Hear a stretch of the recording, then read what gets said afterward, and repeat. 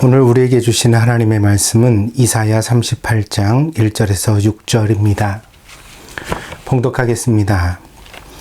그때 히스기야가 병들어 죽게 되니 아모스의 아들 선지자 이사야가 나아가 그에게 이르되 여호와께서 이같이 말씀하시기를 너는 내 집에 유언하라 내가 죽고 살지 못하리라 하셨나이다 하니 히스기야가 얼굴을 벽으로 향하고 여호와께 기도하여 이르되 여호와여 구하오니 내가 주 앞에서 진실과 전심으로 행하며 주의 목전에서 선하게 행한 것을 기억하옵소서 하고 히스기야가 심히 통곡하니 이에 여호와의 말씀이 이사야에게 임하여 이르시되 너는 가서 히스기야에게 이르기를 내 조상 다윗의 하나님 여호와께서 이같이 말씀하시기를 내가 내 기도를 들었고 내 눈물을 보았노라.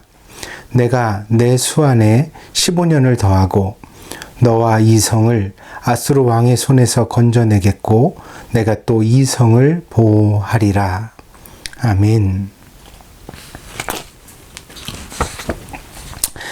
성경에는 이런 말씀이 있습니다. 히브리서 11장 3절입니다. 믿음으로 모든 세계가 하나님의 말씀으로 지어진 줄을 우리가 아나니 보이는 것은 나타난 것으로 말미암아 된 것이 아니니라. 보이는 것은 나타난 것으로 말미암아 된 것이 아니다.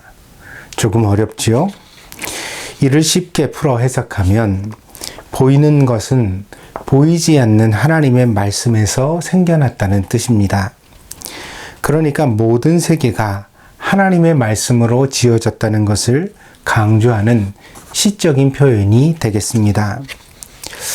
가만히 이 말씀을 생각해 보십시오. 결과는 보이고 원인은 숨겨져 있습니다. 보이는 결과만 생각하고 거기에 집착하면 보이지 않는 원인을 찾을 수가 없습니다. 그리고 그 원인에 이르지 못하면 결국 우리는 그 세계를 이해하고 파악할 수도 없는 것입니다. 여러분 모두 트라우마라는 말을 들어보셨을 것입니다. 외상 후 스트레스 장애라고 불리기도 합니다. 본래는 사람이 전쟁이나 고문 혹은 아주 큰 자연재해 등을 겪게 되었을 때 이때 이것을 통하여 심한 외상을 경험하게 되어지고 그러면 그것이 원인이 되어서 이후에 심리적인 스트레스 반응이 나오게 된다고 합니다. 그래서 이것을 트라우마라고 부르는 것입니다. 사실 트라우마라는 말은 그 원래 의미가 상처라는 뜻입니다. 그래서 정신적 상처를 사이콜로지컬 트라우마라고 부르고 육체적 상처를 피지컬 트라우마라고 부르기도 합니다. 그런데 이 말이 현대 정신의학에서는 아주 각광을 받는 그런 말이 되게 되었습니다. 왜냐하면 환자의 심리적 이상 반응을 모두 설명할 수 있는 근거로 이 트라우마가 쓰여지기 때문입니다. 당신이 지금 정신적으로 아픈 것은 당신이 과거에 무언가 심한 상처를 경험했기 때문이다. 그것이 무엇인지 모르겠다고? 하지만 잘 생각해보라. 반드시 어떤 상처가 있을 것이다. 그리고 그 상처를 제대로 다루고 치료하지 못해서 지금까지 당신은 정신적 고통을 받고 있는 것이다. 이 설명이 일종의 치트키, 그러니까 만능 열쇠인 까닭은 사람 중에서 상처를 경험하지 않고 산 사람은 없기 때문입니다. 결국 현대 정신의학에서 마치 모든 길이 로마로 통하듯이 모든 정신적 질병의 원인으로 두 가지가 지목되게 되어지는데 그것이 바로 우리가 잘 알고 있는 두 단어입니다. 하나는 스트레스이고요. 또 하나는 트라우마입니다. 그래서 이 스트레스와 트라우마가 사람의 모든 정신적 그런 문제를 해석하는 맞는 키처럼 그렇게 오늘 우리에게 쓰여지고 있습니다. 이 해석이 완전히 엉터리라고 폄하하려는 것은 아닙니다. 다만 우리가 우주에 대하여 아직 모르는 것이 많이 있는 것처럼, 그리고 또 저 바다 깊은 곳에서도 도대체 무엇이 있는지 우리가 다 헤아리지 못하는 것처럼, 역시나 사람의 심리 그리고 생각에 대하여는 우리가 그렇게 많이 알고 있지 못하다는 사실을 지적하고자 합니다. 사람의 생각 그리고 마음은 아주 다루기 어려운 존재입니다. 때문에 어떤 주장을 지나치게 절대화하는 것은 사실 틀릴 가능성이 많습니다. 그러니까 이 스트레스나 트라우마에 대하여서도 우리가 좀 열린 태도를 가지고 접근하는 것이 좋겠다, 그렇게 생각해 봅니다. 실제로 심리학자 중에 아들러 같은 사람은 트라우마는 없다고 주장했습니다. 이 아들러 심리학에 대하여 조금 심리학은 어려운 부분이 있잖아요. 그러니까 조금 쉽게 우리가 접근하여 살펴보고자 한다면 기시미이치로의 책 미움받을 용기라는 책을 여러분 한번 보시기를 권합니다. 이 아들러 심리학을 아주 이해하기 쉽도록 그렇게 설명해 놓은 책이거든요. 그리고 우리가 또 참조할 만한 부분도 있다고 생각합니다. 미움받을 용기, 여러분 한번 메모해 두시고 그리고 한번 찾아보시면 좋겠습니다. 트라우마를 너무 절대화하는 것은 경계해야 합니다. 그러나 인간의 심리와 행동에 있어 보이는 결과를 보이지 않는 원인으로부터 탐색하여 그것을 치료하려고 했다는 점은 우리가 숙고할 만하다고 생각합니다. 여러분, 나무를 보십시오. 줄기와 꽃이 혹은 열매가 탐스럽지만 사실은 그 나무의 근거는 땅 속에 보이지 않는 뿌리입니다. 그래서 큰 산불이 지나가고 나면 땅 위에 있는 나무는 모두 불타 사라진 것 같지만, 그러나 사실 세월이 몇 년만 흐르면 숲이 금세 회복하기 시작하거든요. 왜냐하면 땅 위에 있는 나무는 모두 불탔지만 땅 속에 있는 뿌리는 아직도 그 생명을 간직하고 있기 때문입니다. 빙산이 바다를 떠돌 때에 10%만 보이고 90%가 바로 바닷속에 잠겨 있다고 하는 것처럼, 그래서 이 바다를 항해하는 사람들은 바다를 둥둥 떠다니는 얼음 조각을 매우 경계한다고 하지요. 그것을 가볍게 보고 충돌했다가는 큰 배도, 축구장만한 배도 가라앉을 수 있다는, 침몰할 수 있다는 그런 경험을 우리가 가지고 있기 때문입니다. 그래서 우리 신앙의 사람들은 보이지 않는 것의 위대함을, 그리고 그 중요성을 항상 주목하고 깊이 생각해야 하겠습니다. 보이는 것은 절대로 나타난 것으로 말미암아 된 것이 아닙니다. 그러니까 보이지 않는 원인이 훨씬 크다는 것을 우리는 늘 기억해야 합니다. 보이지 않는 원인이 있습니다. 그 원인을 찾아가 근본적인 것을 해결해야 합니다. 그 원인을 용감하게 직면하지 못하면 우리는 문제를 해결할 수 없습니다. 결국 문제를 계속해서 바라보면서 살아가게 될 것입니다. 한국식 표현에 이런 말이 있습니다. 그런 식으로 빨간 약 바르지 마. 빨간 약은 포비돈 요오드라는 그런 그 약입니다. 이 소독약인데요. 외용 살균 소독제로 그렇게 쓰여지는 약입니다. 그래서 지금도 병원에 가면 우리가 흔히 볼 수 있습니다. 우리가 사람의 상처를 다루는 외상에 관계되어 있는 그런 의료용 도구들을 소독할 때도 이 빨간 약, 포비돈 요오드를 가지고서 이렇게 소독해서 상처를 다루거든요. 최근에는 코로나19 바이러스를 사멸하는 효과가 입증되었다고 합니다. 그래서 이 제품 계열의 가글용품, 스프레이 등이 엄청나게 많이 팔려갔습니다. 이 포비돈 요오드가 상처에 바르기도 하지만 이렇게 모기를 아프거나 그럴 때 가글하는 가글 용액으로도 나와 있거든요. 많이 희석한 그런 제품입니다. 그리고 심지어 목에 직접 뿌리는 스프레이도 있습니다. 그런데 이 코로나19 바이러스를 99.9% 사멸하는 그런 효과가 이 약에 있다고 합니다. 그러니까 우리가 조금 의심스러울 때는 이것으로 가글을 하거나 혹은 목에다 뿌리는 것도 조금 예방 효과가 있겠죠. 그러나 이것은 어디까지나 가벼운 외상에 대한 소독약입니다. 종양이 생기고 복부에 총을 맞았는데 만약 빨간 약을 바르는 것으로 해결하려고 한다면 이 사람은 어리석은 사람이 될 것입니다. 미숙한 대처는 오히려 문제를 더 크게 키울 수도 있습니다. 그래서 우리는 기억해야 합니다. 뭐요? 약은 약사에게, 진료는 의사에게. 큰 문제는 항상 전문가의 손길이 필요하다는 것입니다. 내가 혼자 다 안다고 돌팔이짓 하지 말고 믿을 만한 전문가를 찾아가서 문제를 의논하고 그리고 그 신뢰하며 맡기는 그런 자세가 필요합니다. 그래서 좋은 의사를 만나는 것도 복이라고 생각합니다.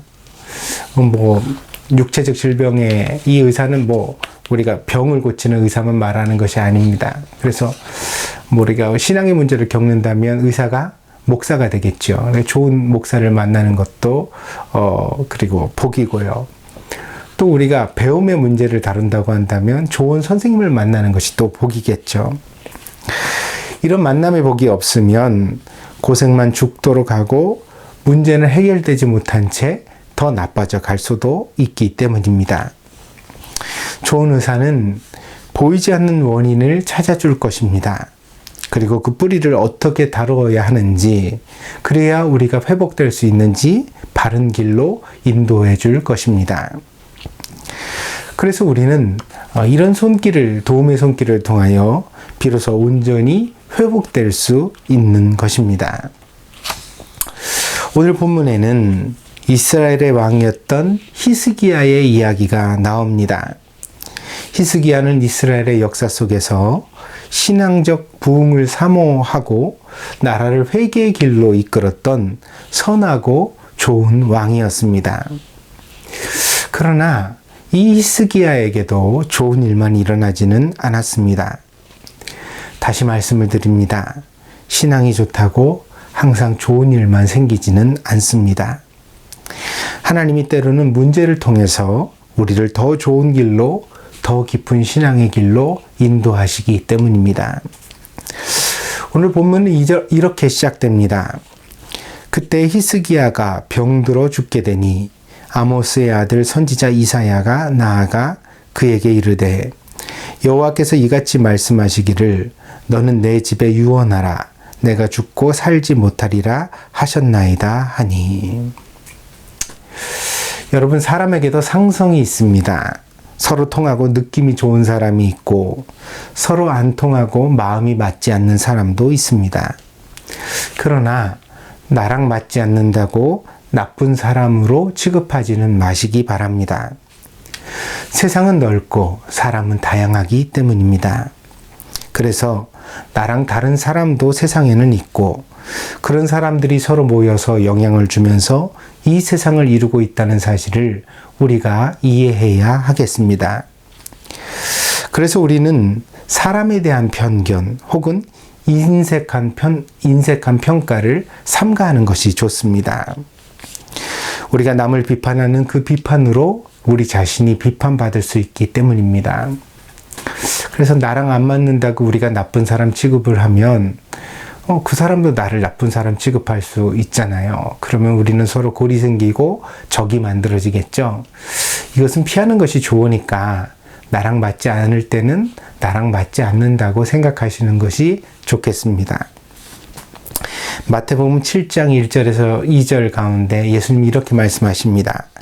비판을 받지 아니하려거든 비판하지 말라. 너희가 비판하는 그 비판으로 너희가 비판을 받을 것이요 너희가 헤아리는 그 헤아림으로 너희가 헤아림을 받을 것이니라. 그러니까 남에 대하여 흔히 나쁘게 말하는 사람은 자기 자신도 그런 비판을 받을 가능성이 많습니다. 그러니까 우리가 서로 이런 말은 조심하는 것이 좋겠지요. 그런데 서로 잘 맞는 사람도 있습니다. 근데 이렇게 잘 맞는 사람은 진짜 소중한 사람입니다. 이런 사람을 만나는 것이 제가 늘 여러분들에게 축복하는 관계의 축복이기도 합니다. 그러므로 나와 잘 통하는 사람을 만나게 되신다면 그런 사람에게는 밥도 사고 선물도 주고 같이 많은 시간을 보내시기 바랍니다. 그런 사람은 흔하지 않기 때문입니다. 그런 사람을 놓친다면 다시 만나는 것이 쉽지 않다는 것을 인생을 살아보면 여러분 모두 느끼시게 될 것입니다. 제가 이 말씀을 드린 까닭은 오늘 본문에 나오는 두 사람, 그러니까 히스기야 왕과 선지자 이사야는 과연 어떤 관계였을까요? 서로 잘 통했습니다. 왜냐하면 그들의 신앙이 같았기 때문입니다. 하나님에 대한 열심과 사랑이 같은 사람들이 서로 만나면 그 마음이 통하게 되어져 있습니다. 아마 이런 사람들은 서로 밤을 새워 이야기를 해도 힘들지 않을 것입니다. 내가 만난 하나님, 내가 받은 은혜, 내가 읽은 하나님의 말씀, 내가 묵상하는 신앙의 고민들에 대하여 이야기를 하다 보면 서로 생각이 통하고 또 공감하고 그렇게 기쁠 수가 없습니다. 그런데 이런 이해의 바탕을 두고 오늘 본문을 보면 좀 황당합니다. 왜냐하면 히스기야 왕의 죽음을 예고하는 이사야 선지자의 짧은 통보가 그야말로 얼음물처럼 차갑게 느껴지기 때문입니다. 왜 이사야 선지자는 이 히스기야 왕의 죽음을 이렇게 냉정하고 짧게 통보하고 있을까요? 저는 개인적으로 이 본문의 말씀이 극도로 절제된 표현이었다고 생각합니다. 사람이 심하게 슬프거나 걱정되면 그것을 다 표현할 방도가 없습니다. 몸의 한계를 뛰어넘는 감정의 파도가 우리 안에서 일어나기 때문입니다. 그런 경우에 사람은 마치 빈 껍데기처럼 느껴지기도 합니다.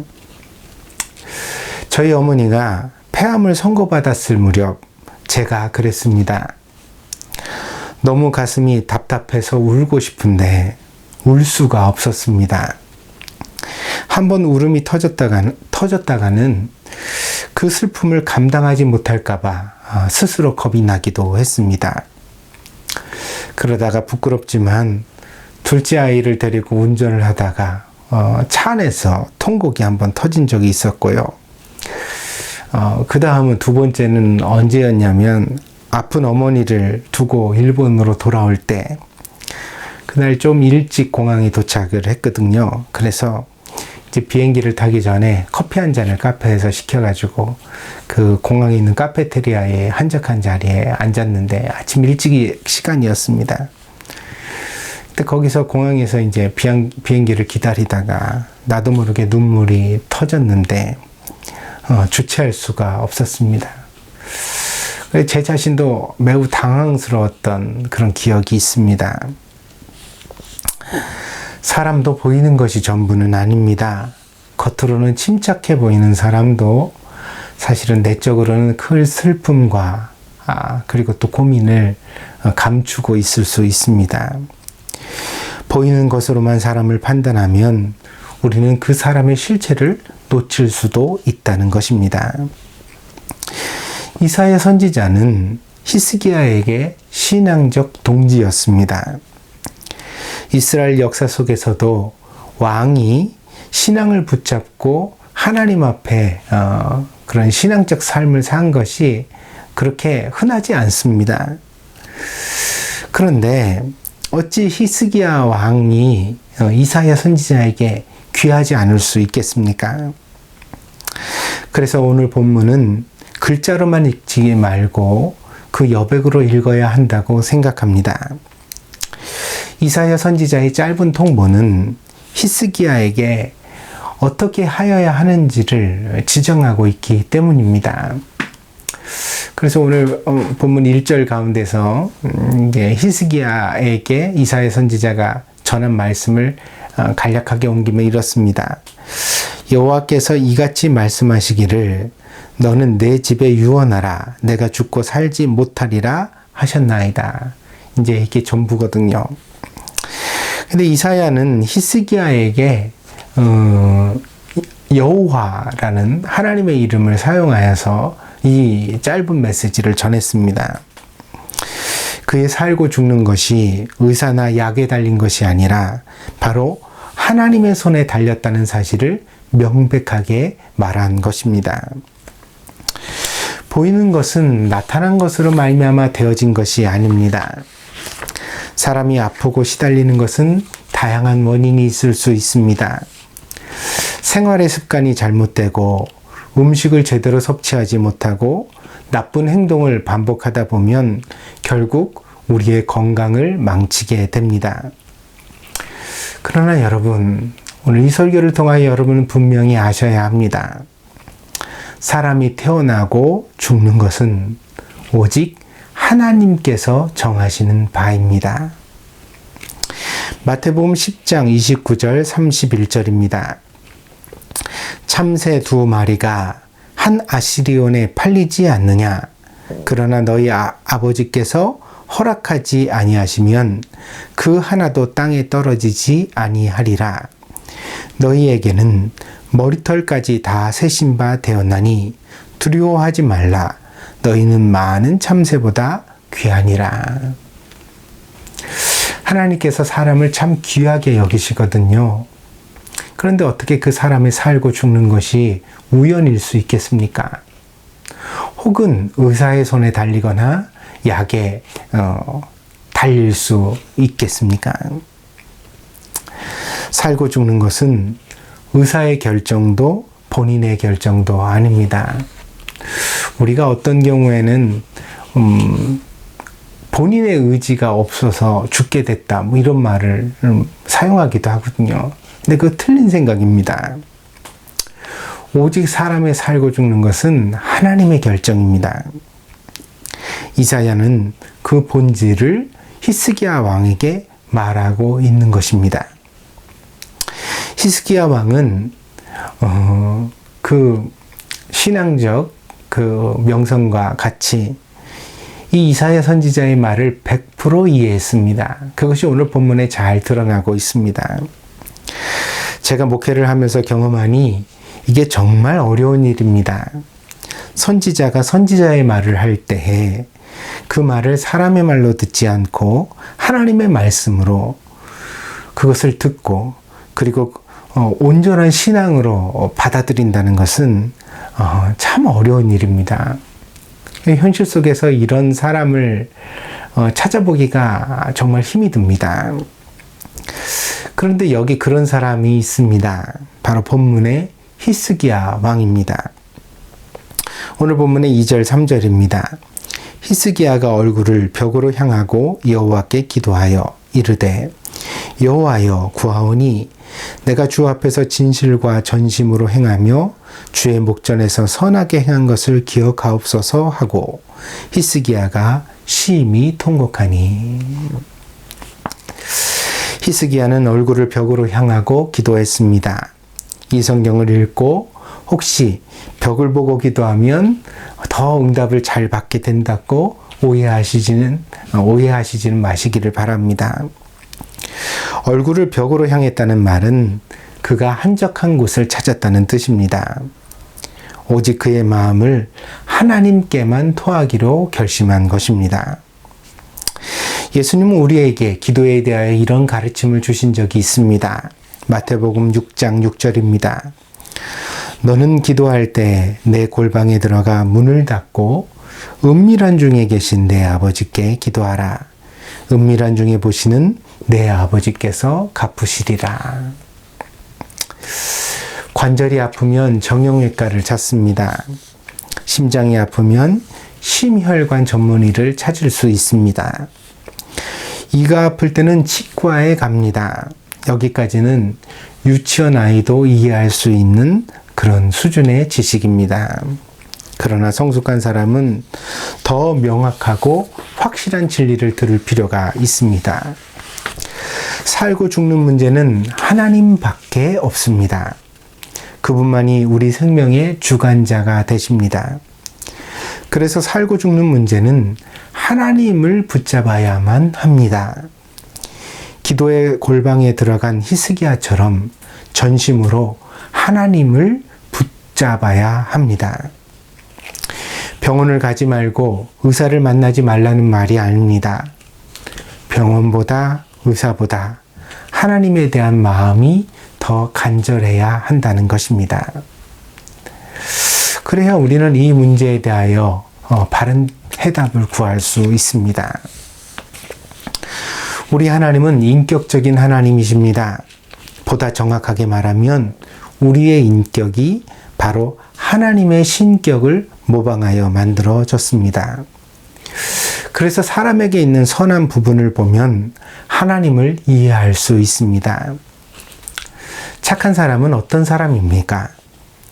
매정한 마음을 먹었다가도 상대방이 회개하고 용서를 빌면 다시 그 손을 잡아주는 사람이 착한 사람 아닙니까? 이런 마음을 우리가 관용이라고 부르고 미덕으로 여깁니다. 하나님도 그런 분이라는 사실을 우리는 성경에서 여러 번 확인할 수 있습니다. 이스라엘 백성들이 출애굽을 할 때 광야에서 계속해서 잘못을 반복하고 하나님을 배반하는 행위를 저질렀습니다. 그래서 하나님께서 한 번은 크게 진노하셔서 이스라엘 백성들을 광야에서 다 죽게 하시겠다고, 심지어 진멸이라는 단어를 사용하셨어요. 그러면서 모세에게 말씀하신 적이 있습니다. 그때 모세가 이스라엘 백성과 하나님 사이에서 중보자의 역할을 했습니다. 모세가 그렇게 하시지 말라고 하나님께 간절하게 부탁했던 것입니다. 출애굽기 32장 9절에서 12절입니다.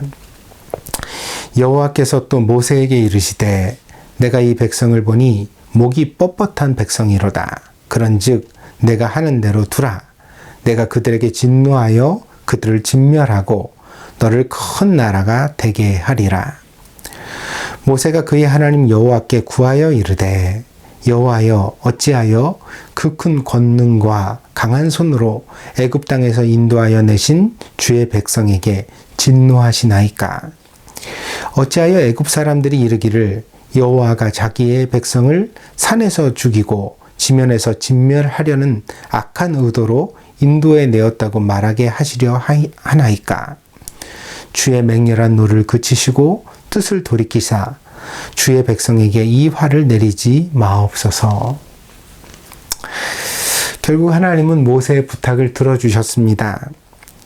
우리의 하나님은 사람이 진심으로 하나님께 말씀을 드리면 그것을 듣고 그리고 심지어 마음을 바꾸시는 하나님이십니다. 이 인격적인 하나님을 오늘의 본문도 우리에게 잘 보여주고 있습니다. 히스기야의 기도에 대한 하나님의 응답은 즉시로 이사야 선지자를 통하여 나타났습니다. 오늘 본문 4절에서 6절입니다.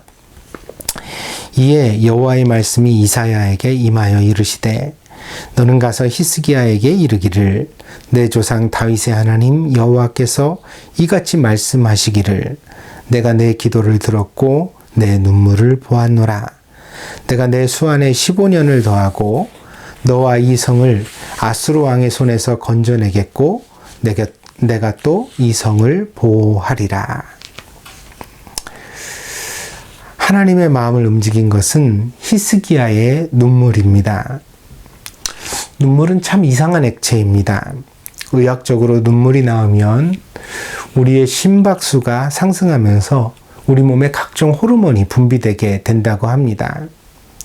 그리고 이후에 깊은 호흡을 유발하면서 몸에 이완 효과가 나타납니다. 그래서 진정작용이 있습니다. 그래서 감정적으로 크게 흥분하고 우리가 그 감정을 잘 다스리지 못할 때 우는 것이 좋습니다. 그래야 비로소 우리가 안정을 찾게 되기 때문입니다. 그러니까 운다는 것이 반드시 나쁜 일이 아닙니다. 마치 큰 파도가 쓰레기를 몰아내듯이 눈물과 함께 몸의 스트레스의 증상들이 사라지게 되는 것입니다. 또한 눈물은 우리를 더 간절하게 만들어 줍니다. 우리가 어쩔 수 없을 때 우리는 아이처럼 울게 됩니다. 그리고 우리가 어쩔 수 없는 일이야말로 하나님의 일입니다. 그것이 바로 하나님의 전문 분야입니다. 그래서 우리가 할 수 있는 일은 우리가 하면 됩니다.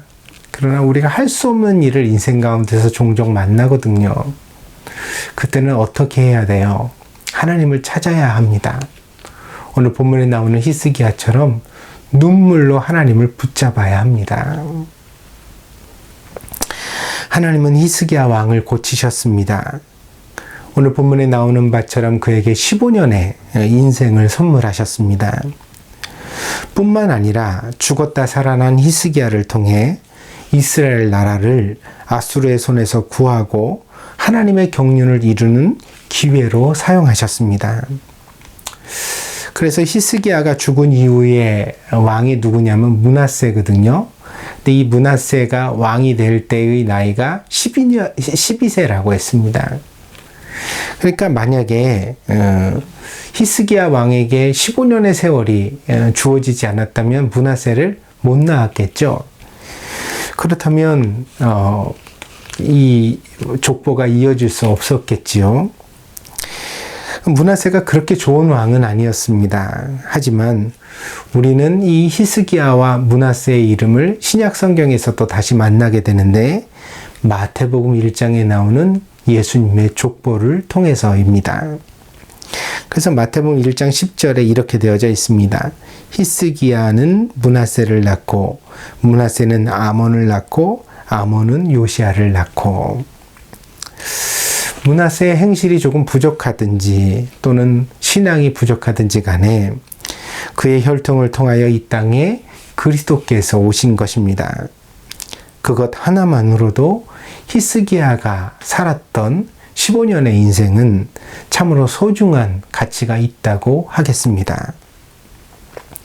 사랑하는 여러분, 여러분의 생명이 죽게 있음을 잊지 마시기 바랍니다. 이 사실을 마음에 새기고 또 새기십시오. 이 사실을 확실히 아는 것이야말로 우리 인생을 바르게 살아가는 근거가 된다고 믿습니다. 우리의 생명이 죽게 있다는 것을 알 때 우리는 결국 주님을 의지하게 되고 주님께 돌아가야 한다는 것도 알게 될 것입니다.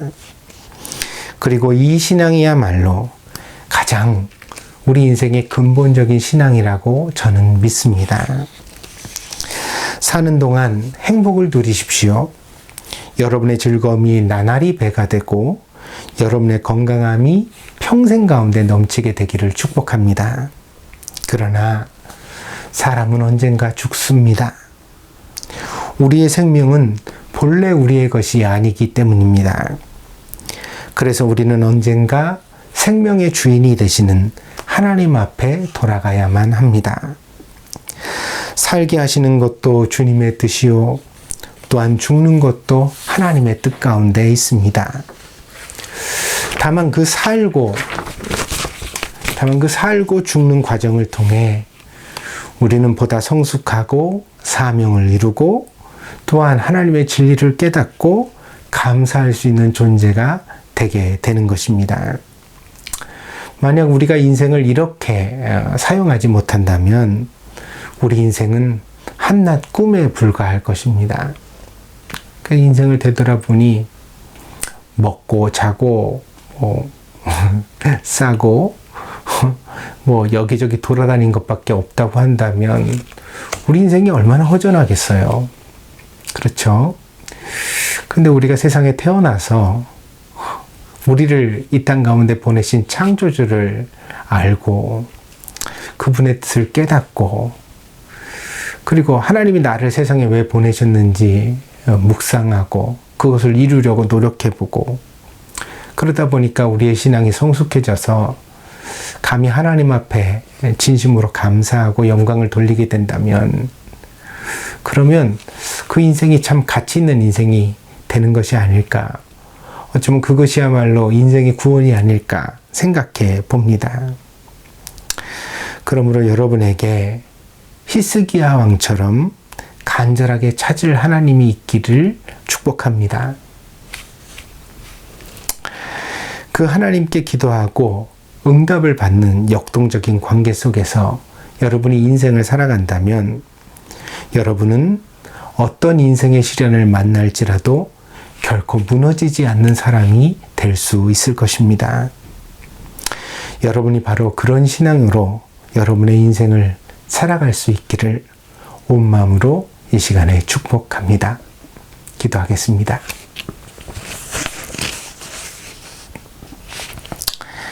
복되신 주님, 우리는 히스기야 왕처럼 살고 죽는 문제 앞에서 눈물로 간절하게 붙들 수 있는 하나님을 가지고 있습니까? 이사야 선지자는 아끼는 히스기야에게 그 하나님의 말씀을 전하였고, 히스기야는 그 하나님 앞에 눈물로 호소했기 때문에 그의 인생의 15년을 선물 받을 수 있었습니다. 그가 15년을 더 살았다는 사실이 중요한 것이 아니라 그에게 그런 하나님이 있었다는 것, 그리고 그런 하나님의 응답을 통해 그가 세상에 태어난 사명이 비로소 완성될 수 있었다는 것, 그것이 중요한 줄 압니다. 하나님, 우리도 그런 사람들이 되게 하여 주시옵소서. 우리도 허무한 인생이 아니라 정말 하나님 보시기에 가치 있고 귀한 인생으로 이사야처럼 히스기야처럼 그렇게 살아갈 수 있는 사람이 되게 하여 주시옵소서.